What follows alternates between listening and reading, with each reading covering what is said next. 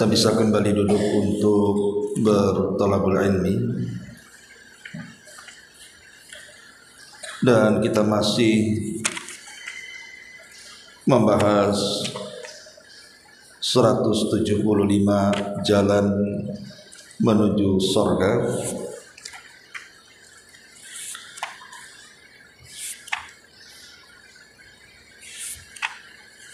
Halaman berapa ini?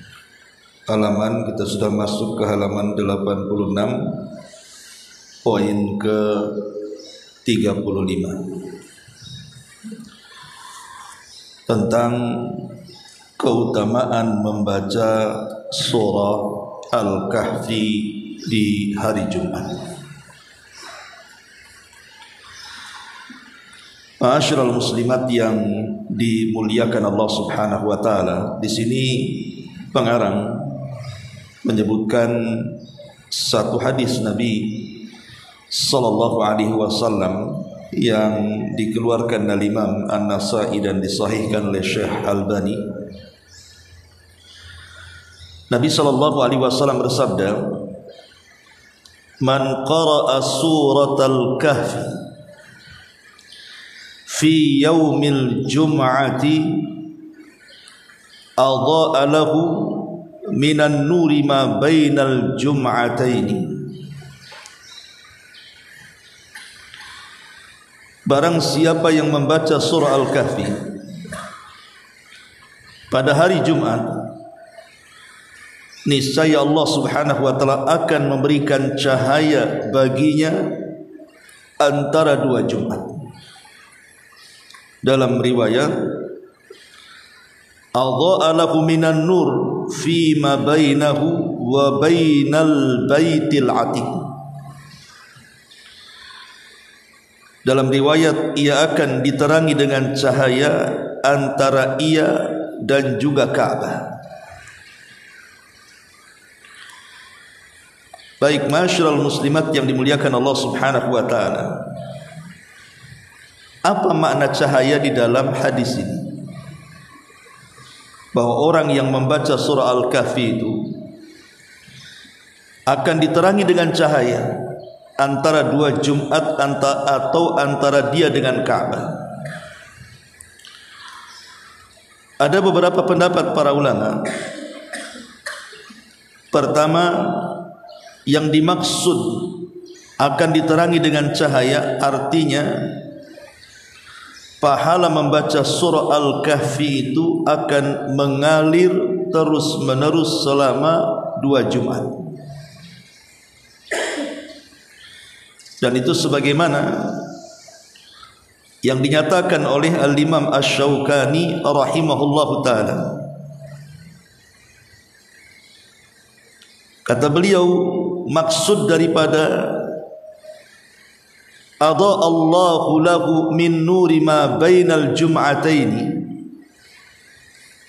akan diterangi cahaya di antara dua Jumat, maksudnya la yazalu alaihi atharuha wa thawabuha fi jami'il usbu'i.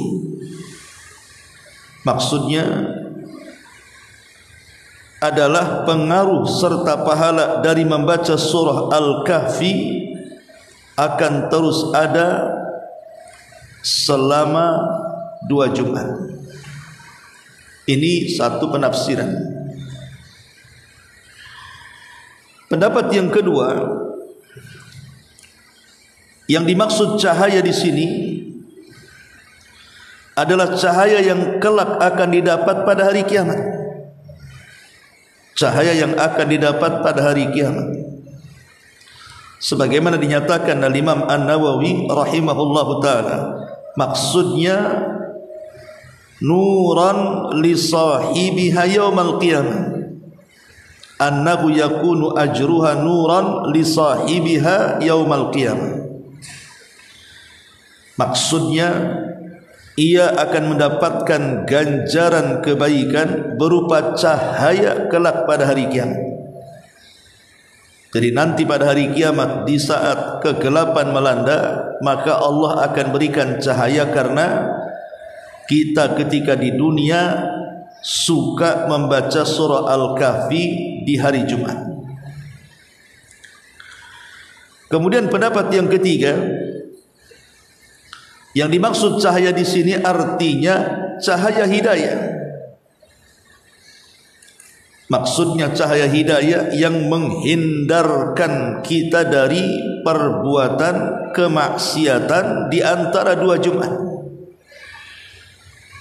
Jadi kalau kita membaca surah Al-Kahfi di hari Jumat, maka antar dua Jumat kita ini dihindarkan dari kesesatan dan kemaksiatan kepada Allah Subhanahu wa taala.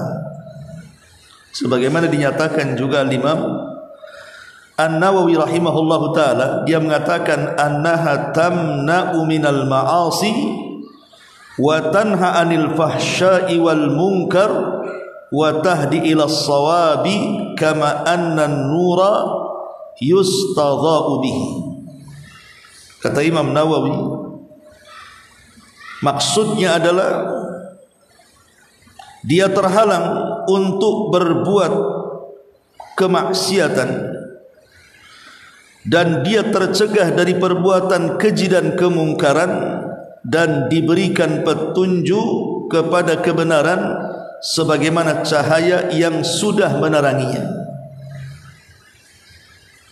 Dan pendapat yang terakhir, maksudnya cahaya dalam hadis ini artinya dosa-dosanya diampuni di antara dua Jumat. Dosa-dosanya diampuni di antara dua Jumat. Karena ada hadis dari Abdullah ibn Umar radhiyallahu anhuma, Nabi sallallahu alaihi wasallam mengatakan, "Man qara'a suratal kahfi fi yaumil jum'ati sutiha lahu nur min tahti qadamihi ila ananis sama yudhi'u lahu yaumal qiyamah wa ghufira lahu ma bainal jum'ataini." Barang siapa yang membaca surah Al-Kahfi di hari Jumat, ia akan diterangi cahaya dari bawah kakinya hingga cahaya itu meluncur ke langit kelak pada hari kiamat, dan ia akan diampuni dosanya di antara dua Jumat. Itu makna daripada cahaya dalam hadis di sini. Intinya bahwa orang yang membaca surah Al-Kahfi ini akan mendapatkan keutamaan yang besar, dan salah satu dijadikan amalan yang diletakkan pengarang sebagai amalan-amalan yang bisa memasukkan kita ke dalam surga. Tetapi kalau kita meluaskan pembahasan surah Al-Kahfi ini, sesungguhnya ada yang lebih ajaib daripada keutamaan yang disebutkan oleh pengarang ini. Apa itu? Di mana orang yang membaca surah Al-Kahfi itu akan terhalang dari fitnah Dajjal. Kata Nabi sallallahu alaihi wasallam, "Man hafidha 10 ayatin min awwali suratil kahfi usima minad dajjal." Siapa yang menghafal 10 ayat pertama dari surah Al-Kahfi, maka ia akan terlindung dari fitnah Dajjal. Hadis ini dikeluarkan Imam Muslim, nomor hadis 809. Ma'asyiral muslimat yang dimuliakan Allah Azza wa Jalla. Dan dalam riwayat yang lain membaca 10 akhir. Jadi riwayat yang pertama 10 awal, dari ayat pertama sampai ayat 10. Dalam riwayat 10 akhir, dimulai dari surah Al-Kahfi ayat 102 sampai habis. Dimulai daripada afahasibal ladzina kafaru an yattakhidu ibadi min duni awliya inna a'tadna jahannama lil kafirina nuzula. Mulai dari ayat ini, maka apakah orang-orang kafir menyangka bahwa mereka dapat mengambil hamba-hambaku menjadi penolong selain aku? sesungguhnya kami telah menyediakan neraka jahanam tempat tinggal bagi orang-orang kafir. Al-Kahfi 102. Jadi dari Al-Kahfi 102 sampai akhir itu sudah 10 ayat. Itulah yang dimaksud hadis Nabi SAW, barang siapa yang membaca 10 akhir surah Al-Kahfi maka akan terjaga dari fitnah Dajjal. Jadi bisa dibaca 10 awal, bisa dibaca 10 akhir. Adapun tentang pensyariatan membaca surah Al-Kahfi di hari Jumat, memang terjadi silang pendapat soal riwayat. Ada yang melemahkan, ada yang mensahihkan. Dan Syekh Muhammad Nasiruddin Al-Albani rahimahullahu taala adalah salah satu ulama yang mensahihkan sunnah membaca surah Al-Kahfi itu di hari Jumat. Walaupun Syekh Abdullah bin Baz, kemudian Syekh Al-Mustafa Al-Adawi, Abu Ishaq Al-Huwaini, Abdul Karim Al-Khudair dan banyak masyayikh juga, mereka lebih memilih mendhaifkan. Tetapi yang jelas bahwa banyak para ulama berpendapat di dalam kitab-kitab mereka bahwa membaca surah Al-Kahfi di hari Jumat itu sangat disyariatkan. Maka bacalah surah Al-Kahfi di hari Jumat, terutama di pagi hari yang paling afdal. Di waktu fajar itu paling utama membaca surah Al-Kahfi di hari Jumat. Lalu apa hubung kait antara fitnah Dajjal dengan surah Al-Kahfi ini? Kenapa begitu ajaib surah Al-Kahfi ini bisa menghindarkan kita dari fitnah Dajjal? Bukankah di dalam Al-Quran surat-surat itu sangat banyak? Dari mulai Al-Fatihah, kemudian Al-Baqarah sampai surah An-Nas, itu ratusan surat. Tapi kenapa kemudian yang dipilih surah Al-Kahfi ini? Rahasia surah Al-Kahfi dengan fitnah Dajjal ini, karena kalau ibu cermati surah Al-Kahfi, maksudnya ibu baca kemudian ibu telaah isinya, maka dalam surah Al-Kahfi itu terdapat 4 kisah yang semuanya bicara tentang fitnah. Dan fitnah-fitnah yang terkandung dalam 4 kisah itu, itulah fitnah yang dibawa Dajjal. Pertama, surah Al-Kahfi sesuai dengan namanya, cerita tentang Ashabul Kahfi. Siapa Ashabul Kahfi? Mereka anak-anak muda yang mempertahankan akidah dan tauhidnya ketika dipaksa untuk melakukan kesyirikan oleh Raja Romawi. Mereka pun kemudian tanpa ada koordinasi satu dengan yang lainnya, entah dari mana asalnya, tapi mereka anak-anak para pejabat kemudian berkumpul dan bersembunyi di gua untuk terhindar dari fitnah agama. Kemudian yang kedua, di dalam surah Al-Kahfi itu ada cerita yang disebut dengan Sahibul Jannatain, pemilik 2 kebun. Di mana pemilik 2 kebun itu salah satunya kufur nikmat, karena rakus dan serakah kepada dunia, tertipu dengan dunia, akhirnya terfitnah dengan harta.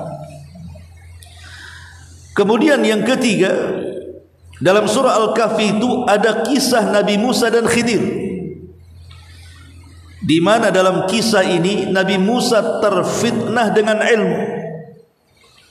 Ketika dia sedang berkhutbah, tiba-tiba salah satu dari Bani Israel bertanya kepada Musa, adakah orang alim selain dirimu? Nabi Musa mengatakan tidak ada. Sebenarnya jawabannya benar, memang tidak ada orang alim di zaman itu kecuali Nabi Musa. Tapi harusnya Nabi Musa lebih tawadhu dengan mengatakan insya Allah tidak ada. Dia lupa mengucapkan kalimat itu. Makanya Allah kemudian memberikan teguran dan hukuman agar Musa belajar dengan Khadir. Fitnah ilmu. Kemudian yang keempat, di dalam surah Al-Kahfi itu ada kisah yang disebut dengan kisah Dzulqarnain, raja pemilik dua tanduk. Seorang raja yang sangat adil, yang masuk Islam di tangan Nabi Allah Ibrahim. Bahkan dia pernah haji bersama Ibrahim. Kemudian dia keliling dunia. Menurut riwayat Ibnu Abbas selama 500 tahun tidak pernah duduk di singgasananya. Dia hanya menyerukan dakwah tauhid ke arah ujung timur, barat dan utara, barat dan timur, dan juga ke arah utara. Mendakwahkan dakwah tauhid sebagaimana disebutkan dalam surah Al-Kahfi, ketiga arah. Lalu apa maksudnya dengan fitnah Dajjal? Saya katakan dari awal, karena Dajjal itu membawa 4 fitnah ini. Pertama, fitnah agama. Al-Imam Ibn Utsaimin rahimahullahu ta'ala mengatakan, pada awal kemunculan Dajjal itu, Dajjal tidak langsung mengaku dirinya Tuhan, tapi Dajjal mengaku dirinya Nabi. Kemudian setelah dia mengaku dirinya Nabi, tiba-tiba entah kenapa, memang sudah Allah subhanahu wa ta'ala skenariokan seperti itu, memang di akhir zaman akan muncul Dajjal. Tiba-tiba Dajjal mengaku Tuhan, dan saat mengaku Tuhan itulah terjadi perubahan fisik, di mana Nabi SAW menyebutkan perubahan fisiknya. Dajjal itu bengkok kakinya, tidak lurus, bahasa kasarnya egang gitu. Kemudian Dajjal itu tiba-tiba buta sebelah kanannya buta. Kemudian mata yang buta itu menonjol seperti buah anggur yang keluar. Kemudian juga di dahinya tertulis kalimat kafara, kafir, dan tidak bisa dihapus, dan bisa dibaca oleh orang yang bisa membaca atau yang tidak bisa membaca, orang yang menulis atau orang yang tidak bisa menulis. Kemudian rambutnya keriting, kribo, jelek.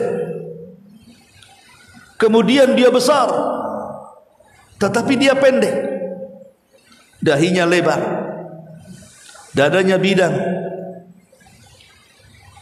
dan dia tidak punya anak alias mandul. Coba kalau lihat penampilan Dajjal, ganteng atau tidak?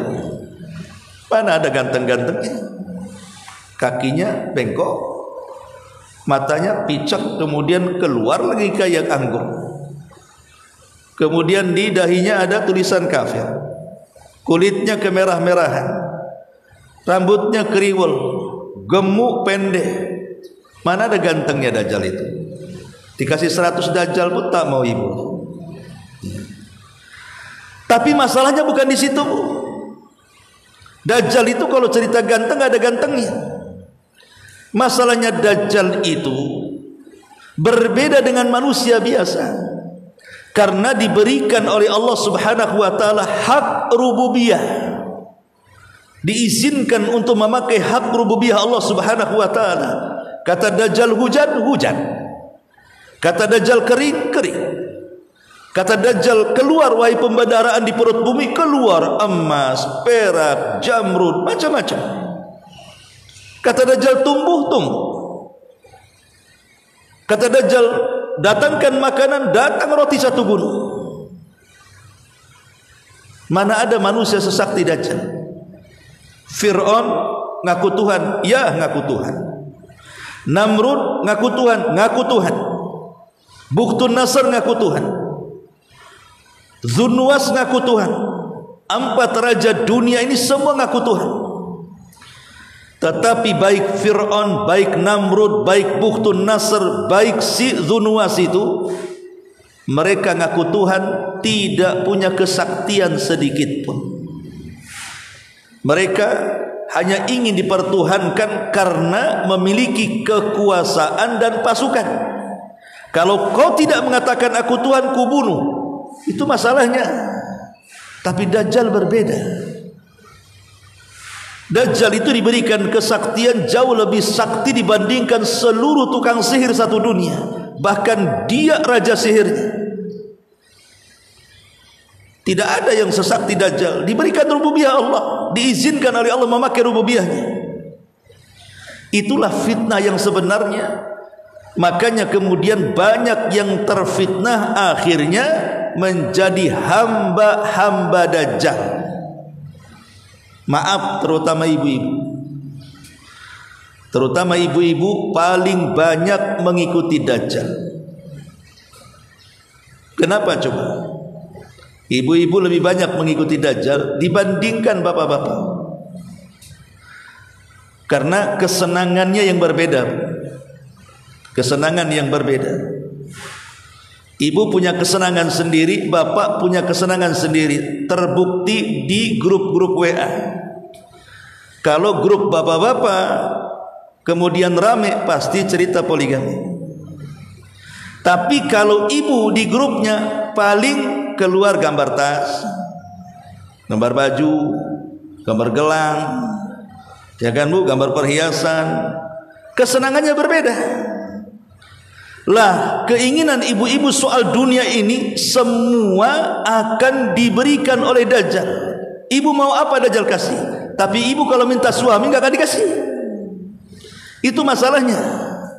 Dajjal saya minta tas branded, kasih kan gitu. Dajjal saya minta baju terbaru, model terbaru, kasih. Emas, perak, semua dikasih. Itulah yang menjadikan kenapa ibu-ibu di zaman akhir zaman nanti menjadi lebih banyak menjadi para pengikut Dajjal. Saking khawatirnya bapak-bapak itu di zaman itu, sampai pulang mereka ke rumah-rumah, kemudian memborgol istrinya, anak wanitanya, bibinya, saudarinya, supaya jangan sampai dipertemukan dengan Dajjal. Sebab kalau sampai dipertemukan dengan Dajjal tidak akan selamat, pasti dan dipastikan menjadi pengikutnya. Tidak akan lolos. Dari mana kita tahu tidak akan lolos? Nabi yang mengatakan. Kata Nabi SAW, "Iyakhruj Dajjal wa ana hayyun fa ana hajiju dunahu." Kalau seandainya Dajjal itu muncul dan aku masih hidup, kata Rasul, aku yang akan membunuhnya. Masalahnya kata Rasul, wa iyakhruj walastu fikum fa kullu nafsin hajijuduna. Tetapi kalau seandainya Dajjal muncul, aku sudah tidak ada, aku sudah meninggal, maka kalian akan menghadapi Dajjal sesuai dengan kemampuan-kemampuan kalian, dan kalian tidak akan mampu. Dari sini kata para ulama bahwa menghadapi Dajjal itu ada dua perkara. Pertama iman, dan yang kedua ilmu. Yang bisa menghadapi Dajjal itu adalah iman dan ilmu. Makanya Nabi SAW mengatakan, kalau Dajjal muncul di zamanku dan aku masih hidup, aku yang akan membunuhnya. Tidak ada manusia yang paling kuat imannya melebihi Nabi, dan tidak ada manusia yang paling kuat ilmunya melebihi Nabi. Masalahnya adalah orang-orang awam, entah karena kejahilannya, apabila cerita di akhir zaman kadang-kadang komennya aneh-aneh. Para netizen ini, kalau bisa cepatlah Dajjal itu keluar tahun 2025. Ngapain? Ya. Disuruh cepat keluar tahun 2025. Kalau kemarin tahun 2024 tak muncul juga. Terus kalau seandainya Dajjal muncul, emang siapa Anda? Di zaman Nabi SAW menceritakan, nanti di akhir zaman ada orang yang sok bisa menghadapi Dajjal. Ketika dia berjumpa, kelepak-kelepak dia dengan Dajjal, ikut jadi pengikutnya. Makanya kenapa tidak ada satupun Nabi sejak zaman Nuh sampai Rasul kita Muhammad sallallahu alaihi wasallam menginginkan Dajjal keluar di zaman mereka. Tidak ada satupun Nabi menginginkan Dajjal keluar di zaman mereka. Kenapa? Karena keluarnya Dajjal ini bisa merusak akidah, itu masalahnya. Makanya Nabi SAW mengatakan, ma min nabiyyin illa anzara qaumahu an fitnati al-masihid dajjal. Tidak ada satupun nabi, kata Rasul, kecuali memperingatkan umatnya tentang fitnah Dajjal. Seolah-olah para nabi mengatakan, jangan sampai Dajjal hidup di zamanku. Seolah-olah Nuh mengatakan, jangan sampai Dajjal hidup di zaman. Ibrahim mengatakan, jangan sampai Dajjal hidup di zamanku. Nabi Saleh, Nabi Syuaib, Nabi Isa dan seluruh para nabi. Kenapa? Karena masing-masing para nabi mengingatkan soal fitnahnya yang sangat besar. Kalau para nabi saja tidak menghendaki Dajjal itu muncul di zaman mereka, kok netizen hari ini mengharap kemunculannya? Kalau bisa tahun 2025 lah, perang-perang sekali. Ini alam sudah busuk dah, macam-macam ceritanya. Sudah tidak baik-baik saja, kata. Pemerintah sudah zalim, pejabatnya sudah korup, pajak naik, demo di mana-mana. Kalau bisa cepat aja Dajjal keluar, katanya. Kalau kalimat seperti ini konyol. Jangan-jangan anda pula yang pertama kali mengikut Dajjal di barisan pertama. Jadi fitnah yang pertama itu adalah fitnah agama.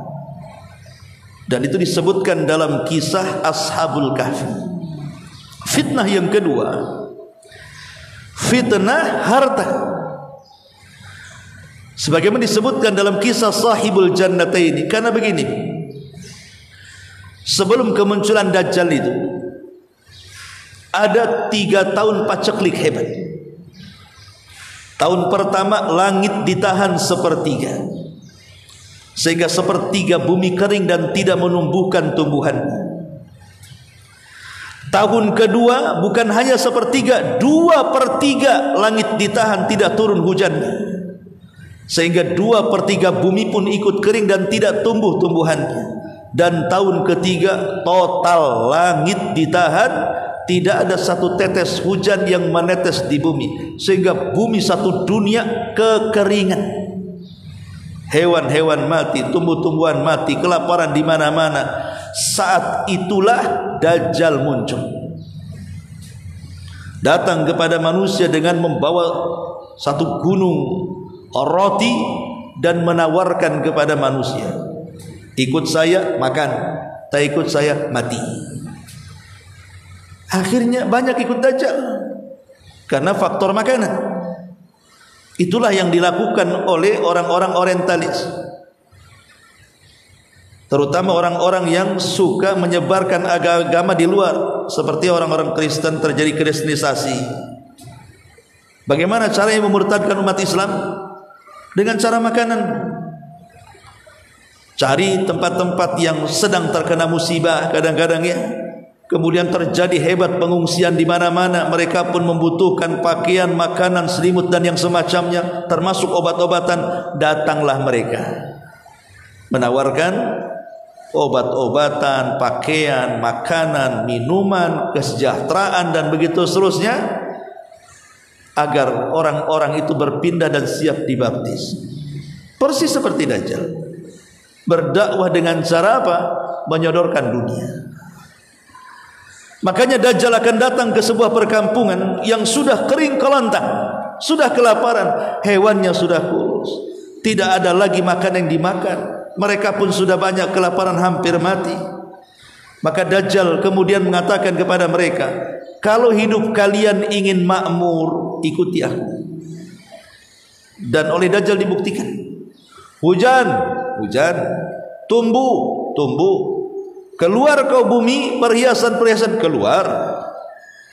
Apalagi apa yang dikehendaki orang-orang itu dipenuhi oleh Dajjal. Bagaimana tidak orang-orang mengaku Tuhan, menuhankan Dajjal? Sedemikian saktinya Dajjal itu.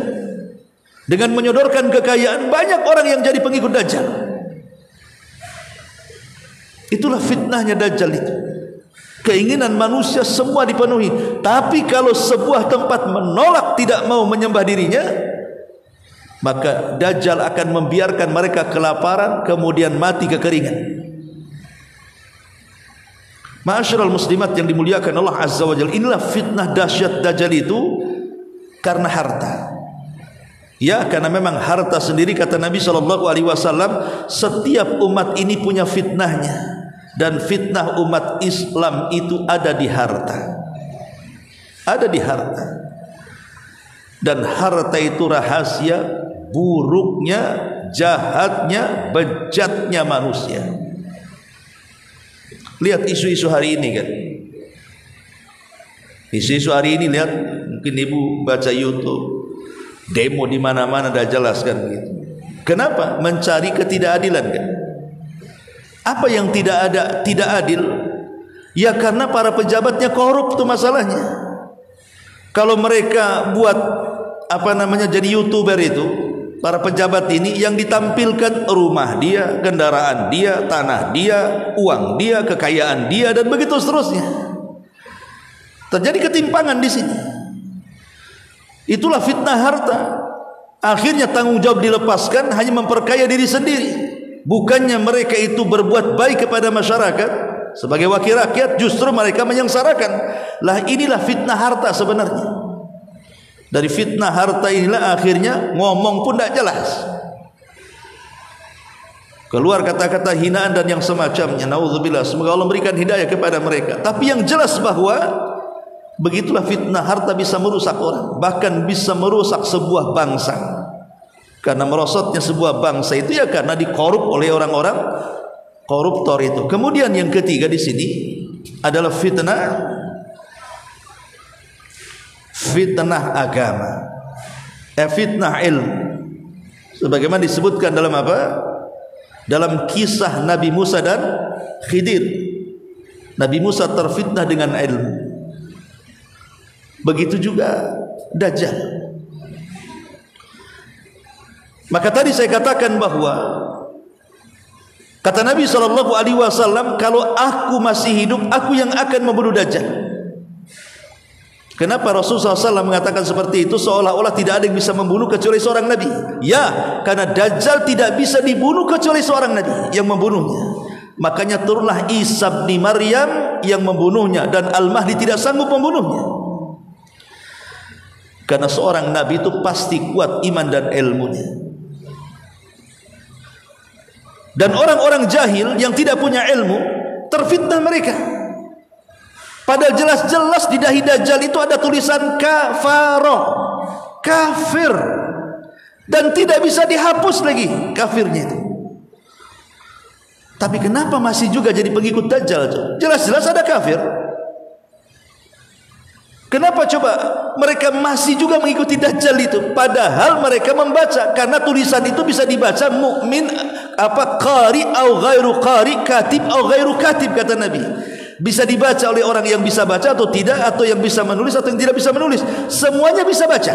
Mukminnya, kafirnya, munafiknya, semua bisa baca. Tapi orang-orang yang beriman, ketika membaca kalimat kafaro di dahi Dajjal, makin yakin dia adalah Dajjal dan makin mengkufurinya. Tapi selain orang yang beriman, orang munafik, orang fasik, apalagi orang kafir, pura-pura tidak tahu di dahinya ada tulisan kafir. Mereka tidak mempermasalahkan tulisan itu. Dari sini ada faedah apa?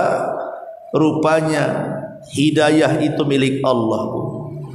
Jelas-jelas kafir, tidak mau ditinggalkan, malah jadi pengikutnya. Kan hidayah itu milik Allah namanya. Jelas-jelas sesat malah ikut. Hidayah itu milik Allah. Padahal mereka tahu bahwa Dajjal itu sampai mati bentuknya seperti itu. Padahal Dajjal itu kan sakti, Bu. Hujan-hujan, tumbuh-tumbuh, kaya-kaya kan gitu. Tapi kenapa dia tidak bisa menghapus kalimat kafir di dahinya? Kenapa dia tidak menyembuhkan egangnya, kakinya diluruskan? Kenapa dia mesti regang? Jalannya egang begitu. Kenapa tidak diluruskan, disembuhkan? Bukankah dia sakti? Kenapa matanya tidak bisa disembuhkan? Bukankah Dajjal sakti, diberikan rububiyah Allah Subhanahu wa taala? Kenapa kemudian rambut keritingnya tidak disembuhkan, diluruskan biar tampan? Kemudian juga pendek, gemuk, agak maco lah sedikit kan gitu ya. Kenapa Dajjal tidak bisa merubah penampilannya menjadi orang ganteng?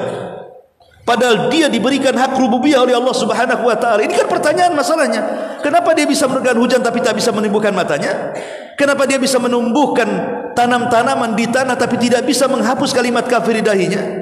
Kenapa dia bisa menghidupkan orang mati dan memerintahkan setan untuk supaya menjadi orang itu, sementara dia tidak bisa menyembuhkan kakinya, merubah dirinya menjadi ganteng? Coba, apa hikmahnya? Kenapa Allah sengaja tidak bisa merubahnya? Supaya manusia tahu bahwa yang sempurna itu hanyalah Allah Subhanahu wa taala. Itu jawabannya. Supaya manusia tahu bahwa yang sempurna itu hanya Allah. Sehebat apapun makhluk, hatta dia seorang nabi dan rasul sekalipun, tidak sempurna. Apalagi Dajjal.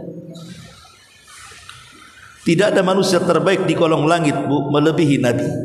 Nabi itu manusia terbaik di kolong langit. Sayyidul awwalina wal akhirin, sayyidul anbiya'i wal mursalin. Pemimpin para nabi dan pemimpin manusia.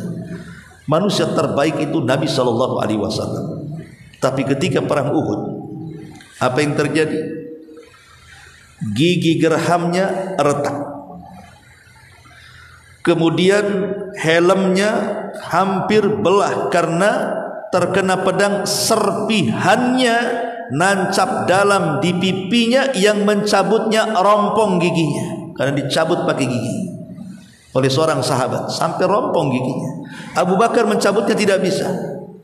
Akhirnya sahabat yang lain bisa, tapi putus giginya gara-gara mencabut besi yang menancap di pipi Nabi yang dalam itu. Kemudian kepalanya terluka, berdarah. Coba, kenapa Rasul terluka dan berdarah? Giginya retak, terkena serpihan baju zirah dan begitu seterusnya. Untuk membuktikan bahwa semulia-mulianya manusia saja ada kekurangannya. Karena Rasul bukan Tuhan, dia manusia, ada kekurangan. Yang sempurna itu tetap Allah. Apalagi si Dajjal. Itu masalahnya. Makanya dari sini kata para ulama, kalau ibu ingin mengetahui kesempurnaan Allah Subhanahu wa taala, lihat kekurangan makhluk. Kalau ingin menilai tentang kesempurnaan Allah supaya kita lebih bisa mengagungkan, memuliakan, lihatlah kekurangan makhluknya. Semulia-mulia makhluk saja masih punya kekurangan, apalagi Dajjal. Itu masalahnya. Baik, ya. Ma'asyiral muslimin, muslimat yang dimuliakan Allah Subhanahu wa taala. Jadi fitnah yang kedua, fitnah yang ketiga adalah fitnah ilmu. Karena nanti banyak orang jahil karena tidak punya ilmu jadi pengikut Dajjal. Kemudian yang terakhir, kisah Dzulqarnain. Kisah apa? Kekuasaan. Dzulqarnain keliling dunia 500 tahun lamanya. Lah Dajjal jauh lebih hebat dibandingkan Dzulqarnain. Dia tidak butuh 500 tahun. Dia hanya butuh 40 hari saja. Karena Dajjal itu punya kendaraan semacam keledai. Keledai yang sangat panjang dan besar. Dan keledai ini mampu keliling dunia seperti hujan yang dihempas angin. Bisa kemana saja. Lihatlah kalau hujan angin, kan kemana-mana jadinya kan, ke bawah angin itu. Secepat itulah keledainya Dajjal. Tapi ada seseorang yang berupaya menghayal bahwa kendaraan Dajjal itu semacam pesawat UFO dan sudah ditemukan. Kemana-mana Anda ini berpikir. Kayak orang barat ketika menghayalkan UFO, mereka ketemu aja belum pernah. Akhirnya menghayal, oh UFO ini kayak manusia, kepalanya ada internet, ada apa? Ada semacam antennya, telinganya besar, kepalanya besar, badannya kecil. Gimana? Ketemu aja enggak, menghayal namanya. Ini perkara gaib. Tidak bisa diagak-agakkan. Agak-agaknya enggak bisa perkara gaib itu. perkara gaib itu harus ditetapkan berdasarkan nas yang sahih, baik dari Al-Quran atau hadis Nabi sallallahu alaihi wasallam. Tidak bisa main tebak-tebakan, tidak bisa main cocok logi, itu tidak bisa. Perkara gaib masalahnya. Perkara gaib itu kita tetapkan apa yang Allah firmankan dan kita tetapkan apa yang sabda Nabi sallallahu alaihi wasallam sabdakan. Lah selama 40 hari Dajjal ini mengelilingi dunia, dan tidak ada sejengkal tanah di bumi ini kecuali diinjak Dajjal, kecuali hanya 4 tempat saja yang tidak mungkin dimasuki Dajjal.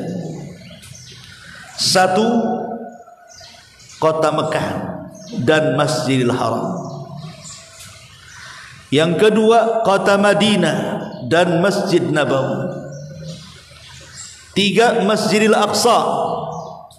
Dan yang keempat, Masjid Tur, tempat bersembunyi pasukan Al-Mahdil Muntadhar saat terjadi pengepungan Dajjal.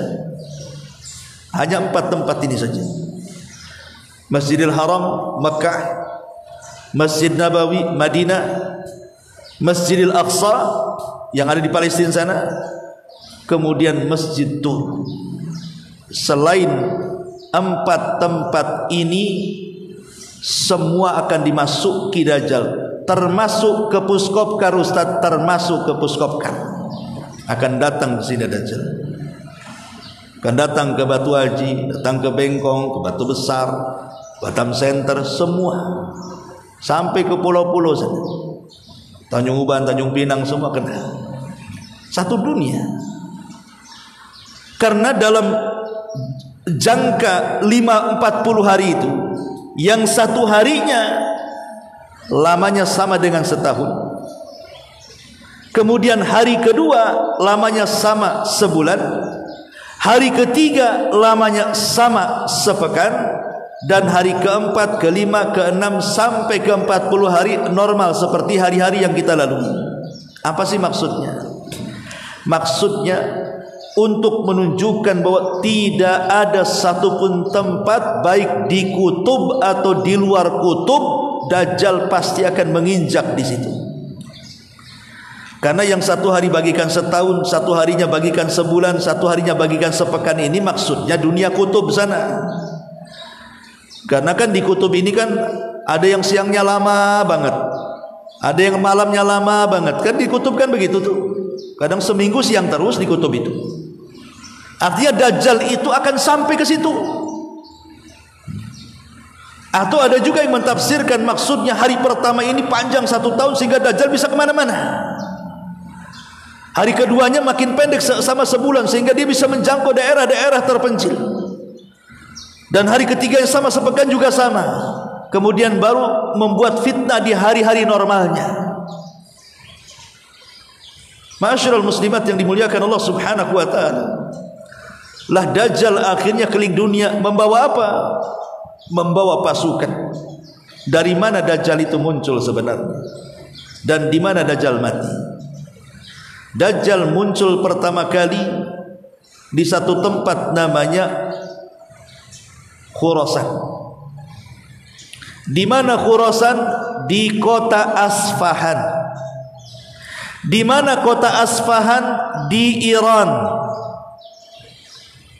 Di mana Iran? Antara Irak dan Syam. Disitulah Dajjal muncul. Di kota yang mayoritas penduduknya hari ini orang-orang Syiah Rafidhah. Disitulah Dajjal akan keluar. Dan sudah ditunggu oleh 70.000 orang-orang Yahudi Asfahan, lengkap dengan atribut di kepalanya, atribut keyahudiannya. Kan orang Yahudi kan punya kepala, punya atribut sendiri, kopiah sendiri, beda dengan kita umat Islam. Lengkap dengan itunya. 70.000 Yahudi sudah menunggu Dajjal. Lalu kenapa Dajjal bisa muncul di Asfahan dan langsung menemui orang Yahudi? Karena Hafsah radhiyallahu anha satu hari pernah marah kepada saudaranya Ibnu Umar. Kenapa marah? Karena Ibnu Umar itu satu di antara sekian para sahabat yang bersumpah bahwa Ibnu Sayyad adalah Dajjal. Dan Ibnu Sayyad adalah anak kecil di zaman Nabi, yang oleh Nabi diintip-intip setiap hari apakah dia Dajjal ataupun bukan. Tapi sampai Rasulullah SAW meninggal tidak bisa dipastikan apakah dia Dajjal atau tidak. Tapi sebagian para sahabat ada yang yakin dia Dajjal, salah satunya Ibnu Umar. Setelah Ibnu Sayyad dewasa, entah kenapa matanya picak sebelah. Makin yakin Ibnu Umar bahwa dia Dajjal. Terjadilah cekcok antara Ibnu Umar dengan Ibnu Sayyad ini, karena dia seorang Yahudi. Marah Ibnu Umar, ditamparlah Ibnu Sayyad ini. Setelah ditampar Ibnu Sayyad marah, Ibnu Umar ketakutan, lari sembunyi di rumah Hafsah. Kemudian diceritakan kepada Hafsah istri Nabi, karena saudaranya. Hafsah mendengar, karena Hafsah juga salah satu yang ikut mengatakan Ibnu Sayyad Dajjal. Marah sama Ibnu Umar, kenapa kau tonjok dia? Tidakkah kau mendengar Nabi SAW bersabda, la yakhrujud Dajjal illa ala ghadbatin yaghdibuha. Tidak mungkin Dajjal itu keluar kecuali karena ada kemarahan yang menyulutnya. Kenapa kau sulut kemarahannya, katanya.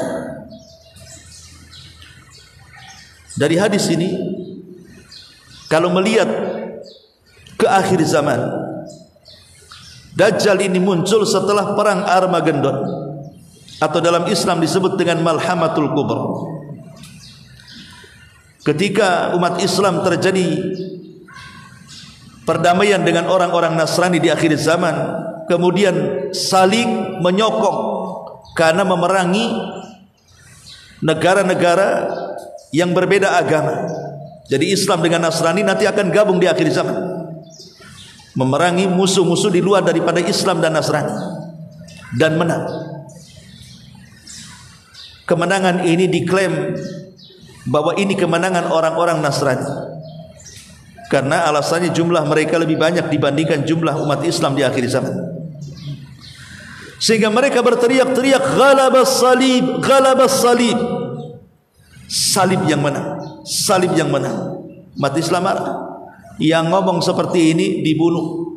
Kemudian berteriak, balillah ghalab, Allah yang memenangkan peperangan ini, bukan kalian. Setelah terjadi pembunuhan ini, orang-orang Nasrani berkhianat dari perjanjian, akhirnya saling serang menyerang. Terjadilah peperangan maha dahsyat sepanjang sejarah. Dari awal peperangan lebih dahsyat dari perang dunia pertama, dunia kedua, atau mungkin boleh jadi ini perang dunia ketiga. Karena disebut Malhamatul Kubra. Malhamah itu diambil dari kata lahmun, artinya daging. Kubra itu maha besar. Lalu apa hubungannya daging dengan besar?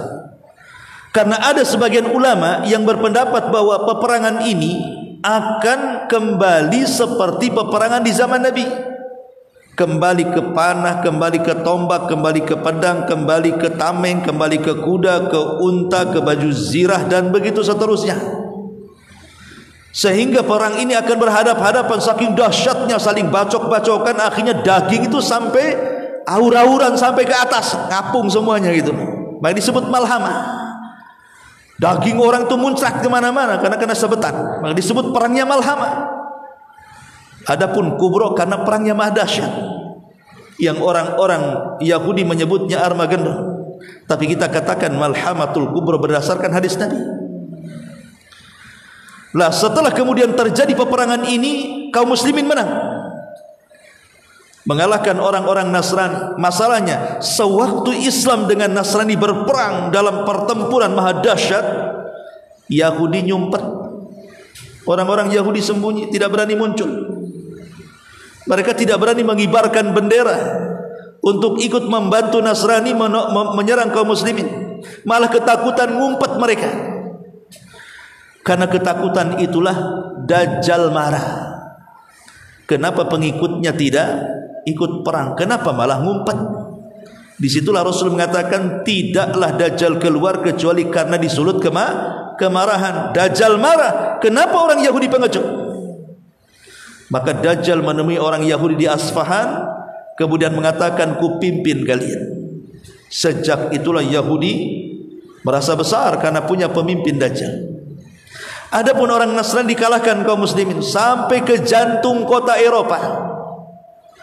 Ketika sampai di jantung kota Eropa, semua kaum muslimin menang. Bahkan ada satu kota yang separuhnya di daratan, separuhnya di lautan, diruntuhkan hanya dengan kalimat takbir Allahu Akbar, runtuh kota itu. Betul-betul kemenangan kaum muslimin yang gemilang. Tapi ketika mereka sedang istirahat karena kemenangan, harta ghanimah, rampasan perang di hadapan mereka, mereka sedang menggantungkan pedang-pedang mereka di pohon-pohon zaitun, tersebar berita kemunculan Dajjal di Syam dan hendak masuk ke rumah-rumah mereka. Maka Al-Mahdi mengirim 10 penunggang kuda. Kata Rasul, aku tahu sifat kudanya, aku tahu sifat penunggangnya, dan mereka saat itu sebaik-baik penunggang kuda. Diutus untuk mencari-cari kabar, betul enggak Dajjal itu datang ke rumah-rumah para tentara yang ditinggalkan. Tapi kabarnya kok, rupanya Dajjal tidak masuk ke rumah-rumah para tentara yang ditinggalkan perang. Tapi memang saat itu Dajjal muncul dari arah Khurasan, dari kota Asfahan, dari kota Iran. Dan ini berdasarkan hadis Nabi SAW sekaligus membantah pendapat yang mengatakan Dajjal itu keluar dari segitiga Bermuda, seperti pendapat Isa Daud dalam dialog jinnya. Tidak, Dajjal tidak keluar dari segitiga Bermuda. Dajjal itu keluar dari arah timur kota Madinah, maksudnya dari Iran. Disitulah dia bawa pasukan. Mulai kemudian bangsa Turuk bergabung dengan Dajjal. Bangsa Turuk itu ya wajah-wajahnya kayak orang-orang kita lah, orang-orang Asia gitu ya. Itu banyak ikut, banyak pengikut Dajjal. Karena Dajjal itu tadi datang karena kan sebelumnya memang langit dan bumi itu tidak bersahabat. Karena 3 tahun pertama itu kan sebelum Dajjal muncul kan paceklik di mana-mana tuh, kelaparan di mana-mana. Sehingga Dajjal merayu manusia supaya jadi pengikutnya. Akhirnya separuh dunia jadi pengikutnya. Sampai Al-Mahdi dengan pasukannya tidak bisa menghadapinya. Terpaksalah sembunyi di Masjid Tur dengan sisa pasukan kaum muslimin. Bahkan karena terkepung Imam Mahdi itu, kepala kerbau lebih berharga dibandingkan segudang emas. Kenapa? Mereka kelaparan, dikepung, nggak bisa keluar. Sampai akhirnya Allah takdirkan Isa Al-Masih turun dari langit. Itulah yang merubah sejarah dan membalikan keadaan.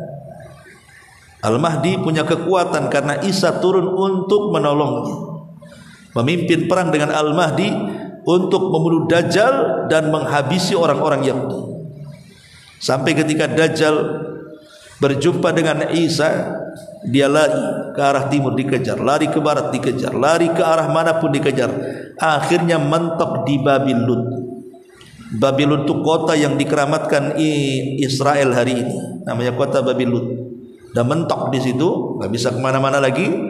Akhirnya Isa mengambil tombaknya. Ketika melihat Isa seperti lilin leleh karena api, dia langsung menyerang dan langsung kemudian ditusuk oleh Isa dan dipenggal kepalanya. Kemudian diperlihatkan kepada orang Yahudi, pemimpin kalian sudah mati. Disitulah orang Yahudi kocar kacir, korat karit. Akhirnya mereka tidak punya lagi kekuatan karena pimpinan yang selama ini bisa menguasai dunia sudah mati.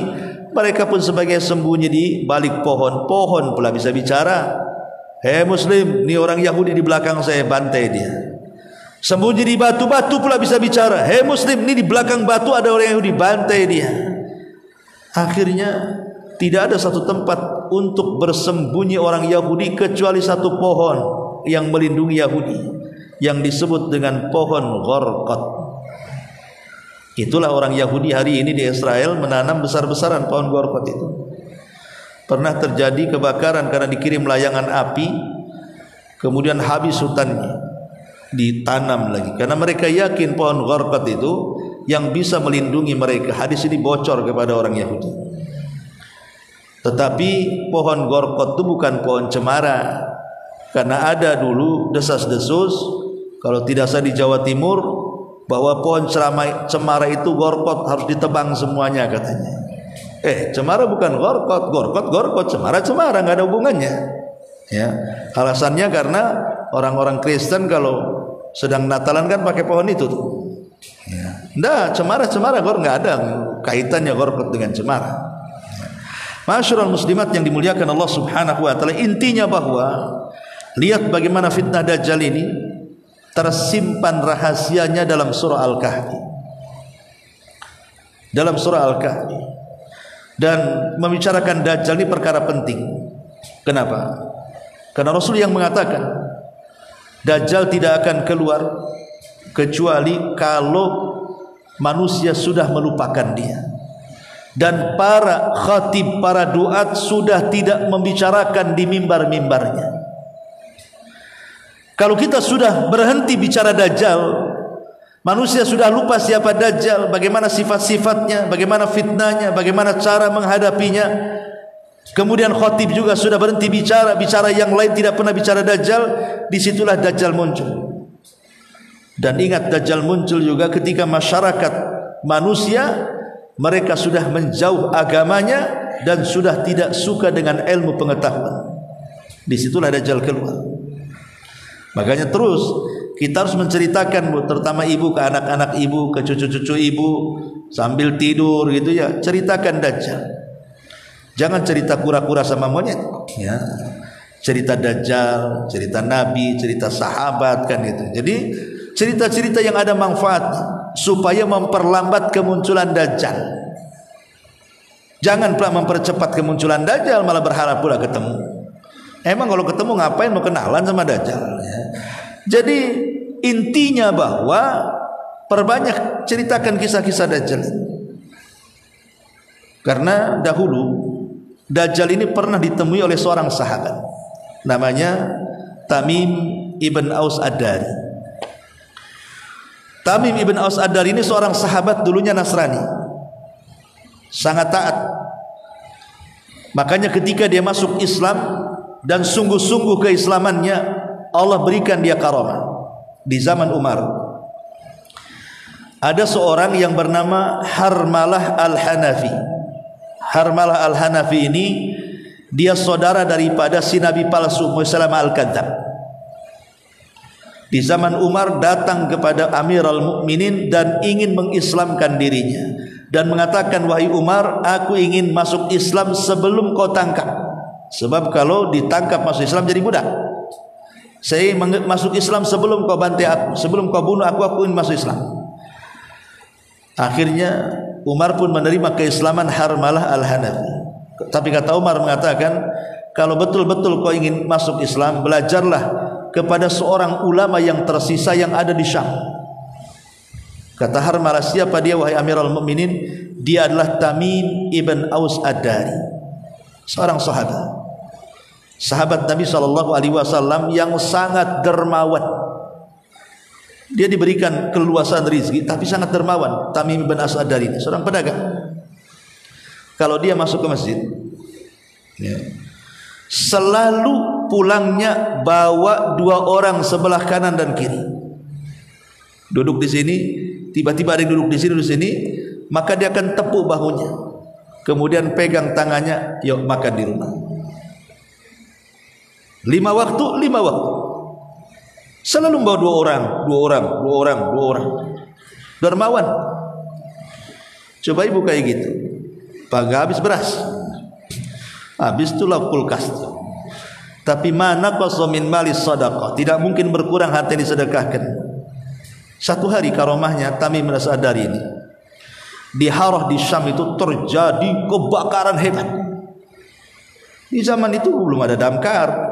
Zaman sekarang ada damkar, enak lah kan gitu ya. Kayak kebakaran di Los Angeles kemarin itu kan, dari langit, dari darat, ya kan. Lama-lama padam juga kan. Tapi di zaman itu zaman jadul, nggak ada pesawat, nggak ada damkar, nggak ada apa. Kalau terjadi kebakaran, ya paling tinggi pakai ember lah. Akhirnya Umar mengajak Tamim ibn Aus Ad-Dari dan juga Harmalah Al-Hanafi ini yang baru masuk Islam untuk menengok kebakaran itu. Kata Umar, aku serahkan kepadamu untuk memadamkannya, kata Tamim Aus Ad-Dari. Macam mana api sebesar itu aku padamkan wahai Amirul Mukminin, katanya. Ngacok saja bahasa kitanya kan itu. Kok api segini, siapa yang bisa memadamkannya? Tapi Umar yakin dengan karamahnya Tamim Aus Ad-Dari. Cobalah kau berdoa kepada Allah agar api itu padam. Akhirnya Tamim berdoa kepada Allah. Setelah dia berdoa, dia kebaskan tangannya satu kali kebasan begini gitu ya. Masya Allah, langsung padam api itu. Saya kira ibu 2000 gini nggak akan padam api itu ya, karena nggak punya karamah kan itu. Lah Tamim ibn Aus Ad-Dari ini satu-satunya sahabat yang ceritanya diambil oleh Nabi dan diceritakan kepada sahabat yang lainnya. Biasanya Nabi bercerita, sahabat yang dengar. Ini enggak sahabat yang bercerita, Nabi yang dengar, Nabi sampaikan pula ceritanya. Itu satunya-satunya sahabat yang bercerita, Nabi dengar dan disebarkan. Itulah kisahnya Tamim ibn Aus Ad-Dari. Dia bercerita kepada Nabi, saya ini dulunya seorang pelaut dan saya nahkodanya. Satu hari saya membuat 30 awak kapal. Tiba-tiba di tengah laut terhempaslah saya. Entah ke laut mana aku dihempaskan. Karena riwayatnya tidak jelas laut mana. Jangan kemudian ditebak-tebak, dicocok logikan, karena ada juga seseorang yang mengatakan bahwa pulau terhempasnya Tamim itu adalah pulau Sakotra yang ada di Yaman. Tidak ada riwayatnya Sakotra di situ. Sakotro di situ tidak dijelas, pokoknya terhempas ke sebuah pulau. Pulau sebelah mananya tidak tahu, wallahu alam. Ketika kemudian terhempas ke sebuah pulau karena ombak yang sangat dahsyat, Tamim dan 30 awaknya kemudian sambil menunggu ombak reda, dia turun. Ya, kan biasa itu kalau udah ombak besar kan kapal-kapal nyandar-nyandar di pulau-pulau kan. Kurang lebih lah kayak gitulah. Turun dia. Karena tidak ada makanan, tidak ada minuman, dia harus cari, masuk dia ke hutan. Saat di hutan itulah dikejutkan dengan binatang yang berbulu dari atas kepala sampai kaki, sehingga tidak bisa dikenali mana dubur mana kubul, saking lebatnya bulu itu. Jadi anehnya binatang berbulu ini bisa bicara dan mengatakan ana jassasa, saya jassas. Jassas itu diambil dari kata jasus, mata-mata. Rupanya dia mata-mata Dajjal. Kemudian ketika lebih ditanya lagi oleh Tamim dan juga awak kapalnya, siapa jassasa itu? Dia tidak jawab. Dia hanya mengatakan, kalian sudah ditunggu orang di dalam hutan. Di situ ada dair, tempat ibadah yang sudah kumuh, sudah rusak. Ya, di situ ada orang sudah menunggu kalian. Saking ketakutannya, Tamim dan 30 awak kapalnya ini masuk ke dalam hutan. Betul, rupanya ada dair, tempat ibadah yang sudah tidak dihuni, kotor, angker, sudah rusak gitu. Masuk ke dalam, disitulah dia melihat ada orang besar yang sedang dirantai. Sedang dirantai, orangnya besar, raksasa gitu ya, sedang dirantai. Kemudian orang yang dirantai ini bertanya, apa kalian dari Arab? Gitu. Kata Tamim, ya kami dari Arab.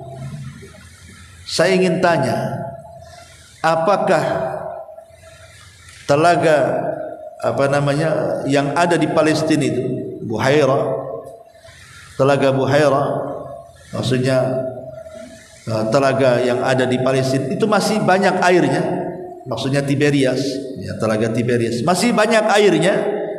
Kata Tamim, masih banyak airnya, bahkan dipakai untuk minum, untuk masak, untuk mandi dan begitu seterusnya. Sebentar lagi kering. Kemudian dia tanya, macam mana dengan kebun kurma Baisan, masih berbuah? Kata Tamim Ad-Dari dan para pengikutnya, oh itu lagi panen-panennya, tidak pernah tidak ada musimnya, itu kurma terbaik. Kata Dajjal, sebentar lagi kebun itu akan kering dan tidak ada satupun pohon kurma. Kemudian tanya lagi, bagaimana pendapat kalian tentang Ainuz Zughar, mata air Zughar? Masih ada airnya? Ada, ntar lagi habis. Kemudian Dajjal mengatakan, apa kalian dengar bahwa ada seseorang yang mengaku Nabi keluar di tanah Arab? Kata Tamim, ya saya dengar. Kata Dajjal, sebaiknya kau ikuti dia. Dajjal nyuruh ikuti Nabi, coba yang kan. Sebaiknya kalian ikuti dia. Kemudian banyaklah obrolan, ketakutan Tamim, akhirnya kabur dari situ. Ketika ombak sudah mereda, dia naik kapal pulang. Setelah pulang itulah dia terngiang dengan ucapan orang yang di borgol itu, agar mengikuti Nabi yang muncul di Arab itu. Makanya dia datang kepada Rasul, menanggalkan agama Nasrani, kemudian masuk ke dalam Islam. Walaupun dia tidak lama berjumpa dengan Rasul, tapi Tamim ibn Aus ad-Dariri dikenal ahli ibadah. Dia orang yang paling pakar dalam Quran. Sama dengan Utsman bin Affan pernah menghatamkan Al-Quran dalam satu rakaat. Pokoknya perhatian dengan Quran luar biasa Tamim bin Aus ad-Dariri. Lah, ketika Nabi SAW berjumpa dengan Tamim, Tamim bercerita tentang kisah perjalanannya tadi itu. Maka Rasul SAW kemudian menceritakan kepada Tamim, tahukah engkau wahai Tamim siapa yang kau temui itu? Kata Tamim, aku tidak tahu. Kata Rasul, itulah Dajjal. Jadi Dajjal pernah ditemui seorang sahabat, tapi di mana tempatnya kita perlu beriman saja Dajjal ada. Sekarang dirantai. Dan nanti di akhir zaman Dajjal akan dikeluarkan oleh Allah Subhanahu wa taala menjadi fitnah terbesar sejak Allah menciptakan Adam sampai yang terakhir hidup. Tidak ada fitnah yang lebih dahsyat, lebih kejam dibandingkan Dajjal. Makanya kenapa Nabi SAW sampai menyuruh kita untuk ta'awud dari 4 fitnah ini dalam setiap salat kita, baik sunnah ataupun wajib. Allahumma inni a'udzubika min adzabi jahannam wa min adzabil qabri wa min fitnatil mahya wal mamat wa min syarri fitnatil masihi dajjal. Disuruhnya kita ini berlindung setiap hari. Kemudian disuruhnya kita membaca surah Al-Kahfi. Itu menunjukkan apa? Menunjukkan fitnah dajjal tidak sederhana. Karena kita disuruh berlindung setiap hari. Minimalnya di 5 waktu salat. Belum lagi sepekan sekali hari Jumat membaca Al-Kahfi. Dan kita meminta kepada Allah Azza wa Jalla kalau bisa jangan dipertemukan dengan Dajjal. Bahkan seandainya berjumpa dengan Dajjal, kata Nabi, karena kasih sayang Nabi kepada umatnya loh ya, Rasul mengatakan kalau kalian ketemu Dajjal dan Dajjal membawa air yang putih yang keluar dari bumi, kemudian sebelah kanannya api yang menyala-nyala, kata Nabi SAW, kalau kalian sudah kadang berjumpa, pejamkan mata, masuk ke dalam api, jangan masuk ke air. Karena api itu hakikatnya air dan air itu hakikatnya neraka. Sampai Rasulullah mengatakan, falyan aanhu, kalau bisa kabur, tapi kalau tidak bisa pejamkan mata. Saking sayangnya Rasul dengan kita, takut terfitnah dengan Dajjal. Wallahu alam, ini diantara sedikit tentang rahasia dalam surah Al-Kahfi dan fitnah Dajjal dan keutamaan membaca surah Al-Kahfi dan salah satu jalan menuju surga yang diletakkan pengarang dalam kitab ini. Baik, sebelum saya tutup, kalau ada yang bertanya silakan.